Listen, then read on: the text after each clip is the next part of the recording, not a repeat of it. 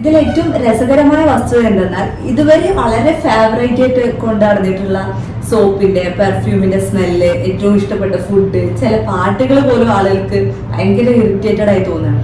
പക്ഷെ സ്വാഭാവികമായിട്ടും ഈ ഒരു ഫസ്റ്റത്തെ 3 മാസം കഴിയുന്നതോടുകൂടി തന്നെ ആ ഒരു പ്രശ്നങ്ങളിൽ നിന്ന് ആളുകൾ ഏകദേശം റിക്കവറി ആയി വരാറുണ്ട്. ചില സ്ത്രീകൾക്ക് ഈ ഒരു സമയത്ത്, ഈ ഫസ്റ്റ് ട്രൈമസ്റ്ററിന്റെ സമയത്ത് ഭയങ്കരമായിട്ടുള്ള ക്ഷീണം, അതുപോലെ ബെഡ് റെസ്റ്റ് വേണ്ടി വരും, അല്ലെങ്കിൽ അവർക്ക് തീരെ ഒരു ആഹാരം കഴിക്കാൻ പറ്റുന്നുണ്ടാവില്ല, അങ്ങനെയൊക്കെ ഉണ്ടാവും. അത് ഓരോ ആളുകൾക്കും അനുസരിച്ച് മാറും. ഞാൻ നേരത്തെ പറഞ്ഞതുപോലെ അത് ഒരു ഇൻഡിവിജ്വാലിറ്റി ക്യാരക്ടറാണ്. ഇപ്പൊ നമ്മൾ അത് വെച്ചിട്ട് ഒരു ഹസ്ബൻഡ് എന്ന അർത്ഥത്തില് അതോ അല്ലെങ്കിൽ വീട്ടിൽ ആരും പരസ്പരം കമ്പയർ ചെയ്യരുത്. ഒരു വ്യക്തിയെയും മറ്റൊരു വ്യക്തിയുമായിട്ട് കമ്പയർ ചെയ്യാതിരിക്കുക എന്നാണ്.